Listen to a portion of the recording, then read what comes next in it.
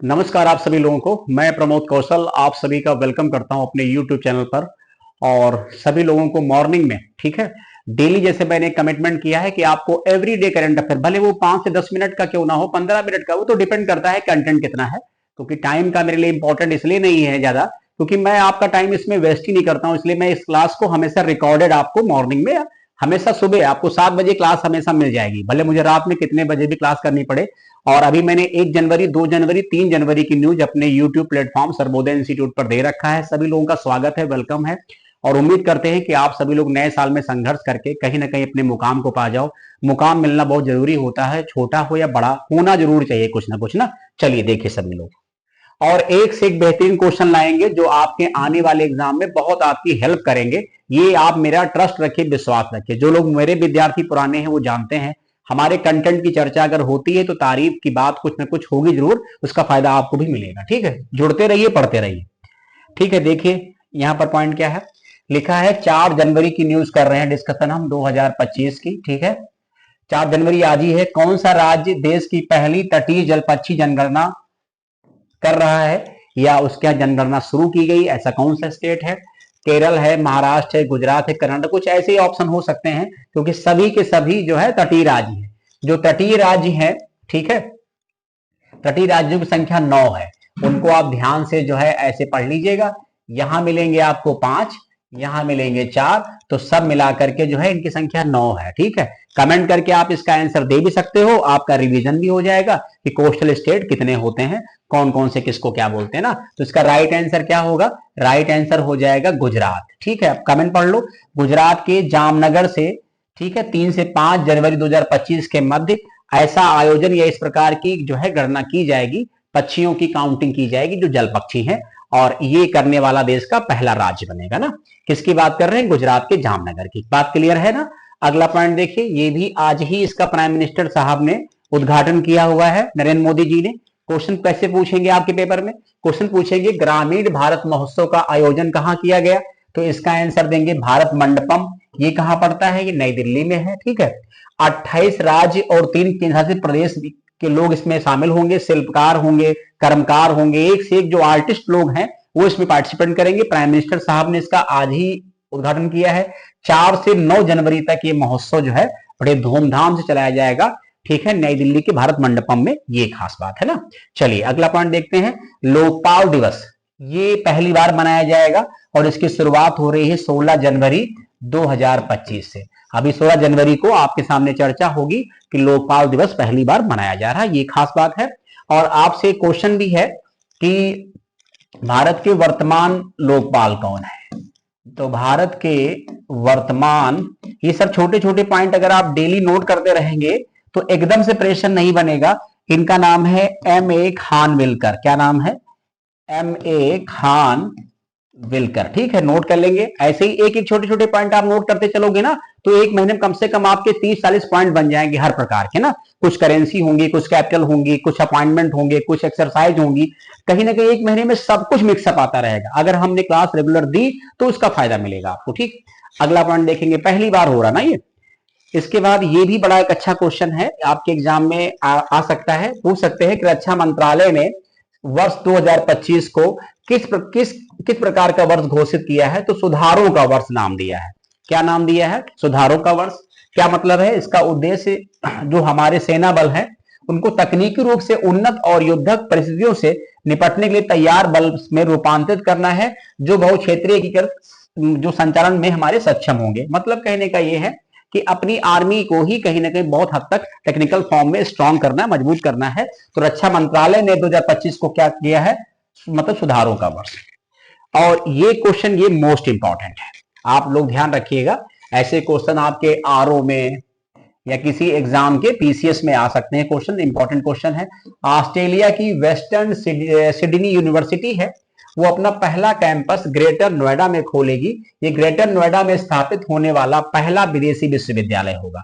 मतलब कहने का क्या है कि ग्रेटर नोएडा में इस प्रकार का कोई भी विदेशी विश्वविद्यालय का कैंपस नहीं खोला गया है, ये पहला ऐसा होगा। और ग्रेटर नोएडा जो है ये गौतम बुद्ध नगर का ही पार्ट है।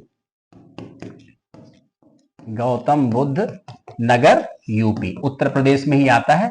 पहले नोएडा आता है, जब नोएडा ज्यादा बड़ा हो गया तो वहां से आबादी बढ़ा के ग्रेनो बनाया गया, जिसको ग्रेटर नोएडा कहते हैं ना। ये बात ध्यान रखेंगे, ऑस्ट्रेलिया का है ये। और अगला पॉइंट क्या है, कुछ बातें बड़ी हो सकती हैं, उनको ध्यान से समझेंगे। भारत ने चीन द्वारा, उनके यहाँ एक प्रांत है होटन प्रांत, चीन के जो एक प्रोविंस है, जैसे अपने इंडिया में 28 प्रोविंस है, तो होटन प्रांत में 2 नई काउंटी, काउंटी मतलब होता है एक प्रकार से जिला, डिस्ट्रिक्ट, बनाए जाने पर कड़ा विरोध दर्ज कराया। किसने दर्ज कराया? इंडिया ने। मतलब कहने का उन्होंने लद्दाख के भी कुछ हिस्सों को शामिल कर, सॉरी, कुछ लद्दाख का भी क्षेत्र है और कुछ क्षेत्र पड़ता है अक्साई चाइना का, वही बात लिखी होगी, क्योंकि इनके कुछ हिस्से भारत के केंद्र शासित प्रदेश लद्दाख के अक्साई चीन जो है मतलब इलाके में आते। भारत ने कहा कि इससे चीन के अवैध कब्जे को वैधता नहीं मिलेगी। विदेश मंत्रालय के जो प्रवक्ता हैं रणधीर जायसवाल ने कहा कि हमने चीन के होटन प्रांत में 2 नई काउंटी की स्थापना से जुड़ी घोषणा देखी है और इससे कथित काउंटी के अधिकार क्षेत्र के कुछ हिस्से लद्दाख के अक्साई चीन इलाके में भी आते हैं, जो सही नहीं है। एक देश की जो सॉवरेनिटी होती है उसको मेंटेन करना फर्ज होता है दोनों देशों का, ठीक है। इसके बाद देखेंगे पॉइंट, अच्छा क्वेश्चन है, आ सकता है। और एक बात आती है रेल मंडल की आती है, रेल मंडल है कितने, ठीक है। केंद्र सरकार ने नए साल से जम्मू में एक नया रेल मंडल शुरू करने जा रही है, ये उनकी योजना है।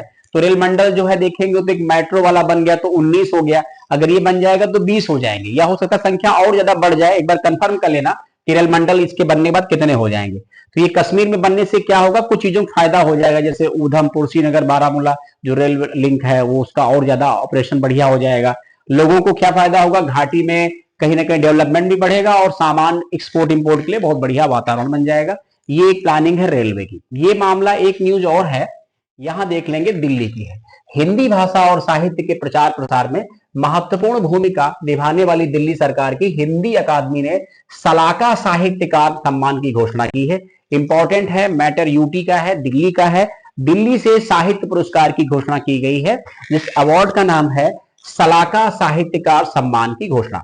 वर्ष 2022 का हिंदी अकादमी सलाका सम्मान। क्वेश्चन आपके एग्जाम में कैसे आ सकता है कि सलाका साहित्यकार सम्मान किस राज्य या केंद्र शासित प्रदेश का हिस्सा है, या किस राज्य या किस केंद्र शासित प्रदेश ने अभी हाल ही में अनाउंसमेंट किया या दिया, ऐसे क्वेश्चन बनेगा। इसके अलावा क्या है, 2023 का सलाका सम्मान अशोक वाजपेयी और 2024 का सलाका सम्मान चित्रा मुदगल को देने घोषणा की गई है। तो चित्रा मुदगल को ध्यान रखेंगे, ये आपके एग्जाम के लिए इंपॉर्टेंट हो सकता है। फिर क्या लिखा है, कला, संस्कृति और भाषा मंत्री और हिंदी अकादमी के अध्यक्ष सौरभ भारद्वाज ने कहा कि इन पुरस्कारों घोषणा से हिंदी अकादमी साहित्य क्षेत्र में मील का पत्थर स्थापित किया होगा। वो तो फिर जाहिर सी बात है, जो उसके अध्यक्ष होंगे वो बात करेंगे। और इसमें एक बात और है, प्राइज मनी जो 11 लाख रुपए से है सम्मानित किया जाएगा। इस सम्मान को अगले वित्तीय वर्ष 25-26 से लागू कर दिया जाएगा। और इसने कहा कि 2 नए पुरस्कार की घोषणा की जाएगी, जिसमें गद्य और पद्य विद्या में भी अवार्ड देने शुरू करेंगे, गद्य और पद्य के क्षेत्र में, ठीक। तो चित्रा मुदगल को नहीं भूलेंगे, सलाका साहित्य सम्मान नहीं भूलेंगे, 11 लाख प्राइज मनी नहीं भूलेंगे, बाकी सब छोड़ दीजिए, कोई फर्क नहीं पड़ता, क्योंकि न्यूज टीचर ज्यादा बताता है। आपको उसमें से बहुत टू द पॉइंट खास लिखनी है, या वो खुद ही कम कर देगा, टीचर समझदार होगा, ज्यादा पढ़ा के क्या करेगा वो। इसके बाद अगला क्वेश्चन है, ये भी बहुत इंपॉर्टेंट है आपके लिए। क्या लिखा है, केंद्रीय गृह एवं सहकारिता मंत्री अमित शाह ने दिल्ली में द्वीप विकास एजेंसी, जिसको बोलते हैं आइसलैंड या आइलैंड डेवलपमेंट जो है तब एजेंसी की 7वीं बैठक की अध्यक्षता करते हुए ना, तो केंद्रीय गृह और सहकारिता मंत्री कौन हो गए, अमित शाह हो गए। इसकी बैठक कहाँ की है, दिल्ली में की है। कौन सी बैठक की है, द्वीप विकास जो है तो एजेंसी की 7वीं बैठक की हुई है। उन्होंने ये बात कही कि अंडमान निकोबार और लक्षद्वीप पीएम सूर्य घर मतलब योजना के तहत सभी घरों को सौर ऊर्जा से जगमग किया जाएगा, या सभी घरों में सौर ऊर्जा संचालित व्यवस्था की जाएगी। ऐसे वो कौन से 2 यूटी हैं जहां पर सेंट्रल होम मिनिस्ट्री ने इस प्रकार का अनाउंसमेंट किया, वो 2 यूटी कौन है, अंडमान निकोबार और लक्षद्वीप। तो बात क्लियर हो गई ना। एक क्वेश्चन और है, ये डायनासोर संबंधित है और ब्रिटेन की बात करते हैं। क्या पॉइंट है, लिखा हुआ है कि ब्रिटेन के वैज्ञानिकों ने 166 मिलियन वर्ष पुराने सैकड़ों डायनासोर के पैरों के निशान का पता लगाया है। ऑक्सफोर्ड और बर्मिंघम विश्वविद्यालय के शोधकर्ताओं ने ये जो पदचिन्ह है ऑक्सफोर्डशायर डेवर्स फार्म्स खदान में पाया है। पिछले साल जून में इन पैरों के निशान के बारे में जानकारी मिली थी। इसके बाद 100 से अधिक वैज्ञानिकों ने 200 से अधिक जीवाश्म पद चिन्हों का पता लगाया है। तो डायनासोर हमारे बीच में नहीं, सबसे बड़े जीव होते थे जो इस समय विलुप्त हो गए हैं। कुछ ब्रिटेन ने इस प्रकार की रिसर्च की है, कभी कभी ऐसे क्वेश्चन भी करंट के अंतर्गत आ जाते हैं। ठीक है, तो इतना डिस्कशन ठीक है 4 जनवरी की न्यूज में। बहुत सारी न्यूज ऐसी भी होती है जो होती है, नहीं होती, या आ पाती नहीं आ पाती, उसको टेंशन मत लीजिए। कुछ न्यूज मिस हो जाती तो नेक्स्ट डे हम उसको कवर करके आपको पढ़ा देंगे। थैंक यू सो मच, बहुत बहुत धन्यवाद आप सबको। कुछ भी सजेशन व्यू देना है कमेंट माध्यम बताइए, आपका वेलकम करते हैं।